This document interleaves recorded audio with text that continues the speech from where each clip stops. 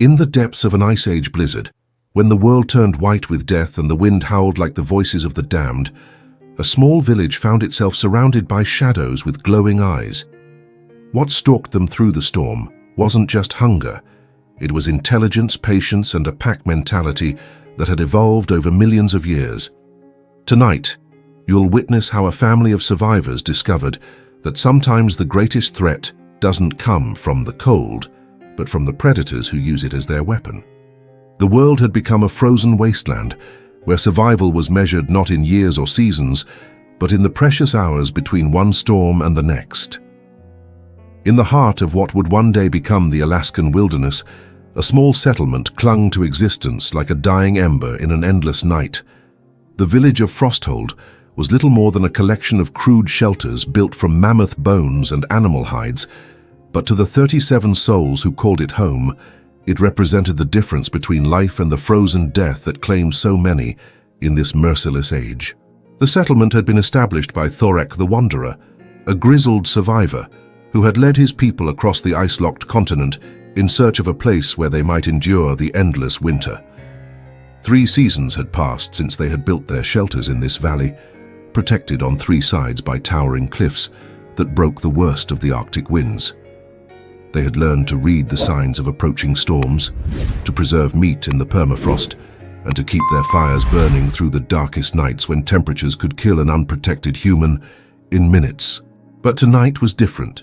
The storm that approached from the north was unlike anything they had experienced, a wall of white fury that seemed to swallow the very horizon. The wind carried with it not just snow and ice, but something else, something that made the village's dogs whimper and press themselves against the ground in submission. The elders spoke in hushed tones of the old stories, tales of the Fenris wolves that their ancestors had faced in the distant past, creatures so large and intelligent that they had earned a place in the darkest legends of their people. Mira, Thorek's daughter, and the village's most skilled hunter, stood at the edge of the settlement watching the approaching storm with growing unease.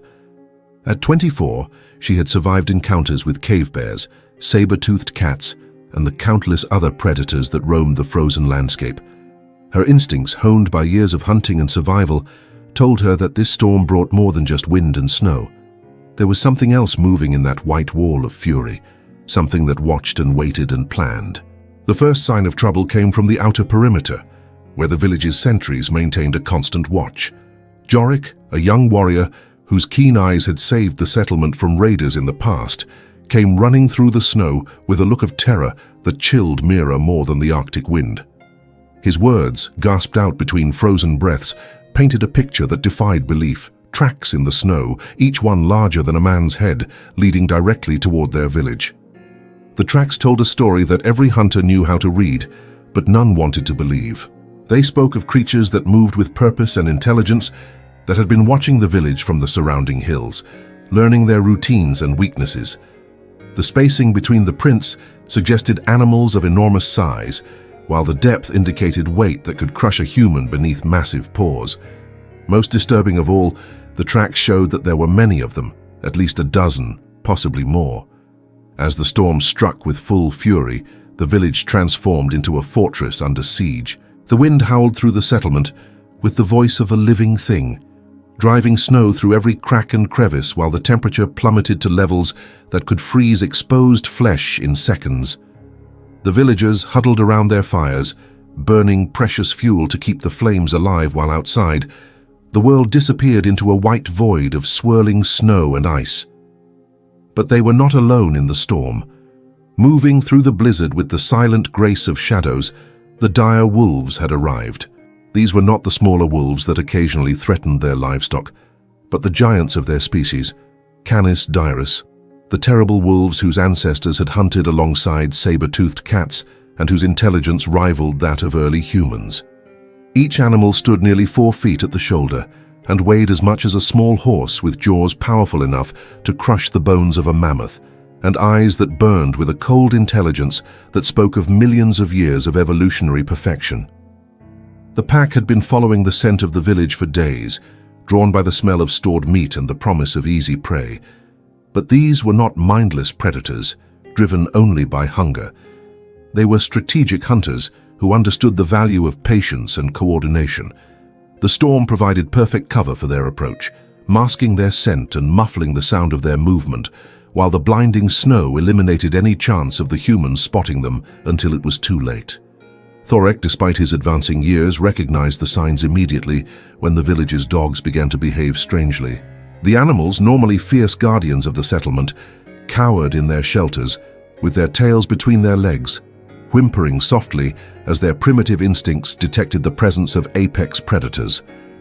The old chieftain had faced dire wolves before, in his youth, and he knew that their arrival meant death for anyone caught unprepared. The first attack came without warning, striking at the weakest point in the village's defenses. A young mother named Sarah had ventured outside to check on her family's food stores, believing herself safe in the familiar confines of the settlement. She never saw the massive shape that emerged from the swirling snow, never had a chance to scream before powerful jaws closed around her throat. Her body was dragged away into the storm, leaving only a trail of blood that was quickly covered by the falling snow. The siege intensified as the dire wolves demonstrated their terrifying intelligence, using the storm's fury to mask coordinated attacks that picked apart the village's defenses with surgical precision. The pack had divided into smaller groups, each targeting different sections of the settlement, while maintaining communication through howls that cut through the wind like blades. These were not random predators. They were a military unit executing a battle plan refined over countless hunts. Mira found herself thrust into a leadership role as the village's defenders struggled to comprehend the scope of the threat they faced. Armed with nothing but primitive spears and the flickering light of torches that the wind threatened to extinguish at any moment, she organized the survivors into defensive positions while trying to anticipate the wolves' next move. But fighting an enemy that could appear and disappear at will in the blinding snow was like battling shadows. Every direction held potential death. The pack's alpha, a massive male whose scarred muzzle spoke of countless battles, had positioned himself where he could observe the entire village while remaining hidden in the storm. His intelligence was evident in every calculated move, every strategic howl that directed his pack members to new positions. This creature had learned to read human behavior, to identify the weak points in their defenses, and to exploit the fear that paralyzed his prey when faced with overwhelming odds.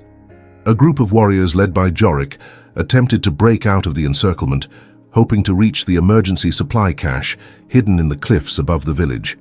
Their torches created a small circle of light in the endless white, but the illumination that should have been their salvation instead made them perfect targets. The dire wolves struck from multiple directions simultaneously, their massive forms materializing from the snow like nightmares given flesh. The battle that followed was brutal and one-sided. Jorik's spear found its mark, driving deep into the shoulder of one attacker, but the wound only seemed to enrage the creature further. The wolf's jaws clamped down on the weapon's shaft, splintering the wood like kindling, before turning its attention to the warrior himself. The young man's screams were lost in the howling wind as he disappeared beneath a mass of fur and fangs, his blood steaming in the frigid air. Inside the main shelter, Thorek made the hardest decision of his life. The village could not be defended. The wolves had demonstrated their superiority in every engagement, and the storm showed no signs of abating. Their only hope lay in abandoning everything they had built and attempting to reach the sacred caves that lay deeper in the valley, where ancient paintings told of other survivors who had faced similar trials. The evacuation began in desperate secrecy, with families gathering only their most essential possessions, while leaving behind the stores of food and fuel that represented months of careful preparation. Children were bundled in every available hide and fur, while the elderly prepared themselves for a journey that many knew they would not survive. The plan was simple in its desperation: wait for a lull in the attacks, then move as a single group toward the caves, hoping that their numbers and the remaining torches would be enough to discourage pursuit. But the dire wolves had anticipated this strategy. As the villagers emerged from their shelters, they found themselves facing a gauntlet of glowing eyes that surrounded them on all sides.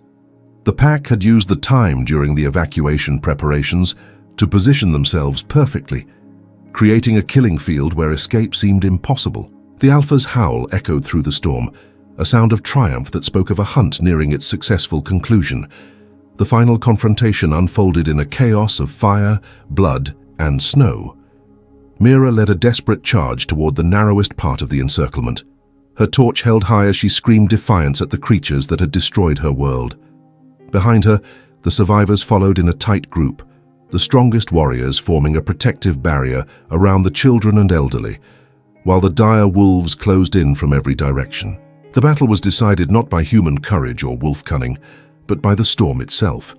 A sudden shift in the wind created a momentary gap in the swirling snow, revealing the true scope of the pack's numbers. There were not 12 wolves as they had estimated, but nearly 20 with more shapes moving in the distance. The realization broke the last of the village's resistance, and what had been an organized retreat became a panicked rout. Some escaped into the night, their fate unknown as they disappeared into the storm-lashed wilderness. Others fell to the pack's relentless pursuit, their cries echoing briefly before being swallowed by the wind. Mira herself reached the caves, but not before witnessing the destruction of everything she had known and loved. The village of Frosthold burned behind her, its flames creating an orange glow in the white darkness, while the dire wolves claimed their victory. As dawn broke over the frozen landscape, the storm finally began to subside, revealing a scene of devastation that would haunt the survivors for the rest of their lives. The village was gone, its shelters scattered and destroyed, while the snow was stained red with the blood of those who had called it home. The dire wolves had vanished as mysteriously as they had appeared, leaving only tracks and memories of a night when the balance between human and beast had been tested and found wanting. In the sacred caves, the few survivors huddled around a small fire, their numbers reduced from 37 to barely a dozen. They had learned a harsh lesson about the true nature of survival in the Ice Age, that intelligence and preparation meant nothing when faced with predators who possessed both in equal measure. The Horde had claimed its prize, and the frozen world had once again proven that in the struggle for survival, there were no guaranteed victors.